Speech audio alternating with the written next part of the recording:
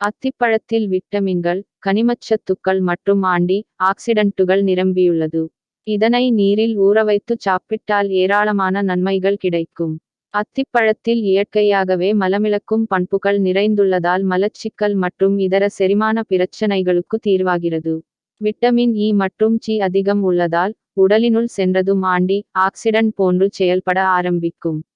இதனால் இரத்த ஓட்டம் சீரடைந்து இதய நோய் வரவிடாமல் தடுக்கும்.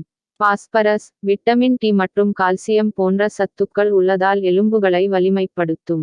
இதனை இரவில் படுக்கும் போது நீரில் 2 முதல் 3 துண்டுகள் அத்திப்பழத்தை நீரில் ஊற வைத்து தொடர்ந்து உண்டு வந்தால் பலனடையலாம்.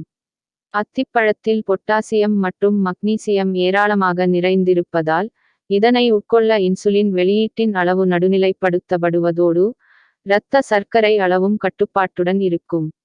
தினமும் சாப்பிட்டு வர இரத்த சிவப்பணுக்களின் உற்பத்தி அதிகரிப்பதோடு கண்பார்வைக்கு தொண்டை புண்ணிற்கும் சிறந்த மருந்தாக செயல்படுகிறது. தற்போது பெண்களிடையே மார்பக புற்றுநோயின் தாக்கம் அதிகம் உள்ளது. குறிப்பாக மாதவிடாய் முற்றிலும் நின்றுவிட்ட பெண்கள் தான் மார்பக புற்றுநோயால் அதிகம் பாதிக்கப்படுகிறார்கள். அத்தருணத்தில் பெண்கள் நீரில் ஊற வைத்த உலர்ந்த அத்திப்பழத்தை சாப்பிட்டு வந்தால் புற்றுநோயின் அபாயமும் குறையும்.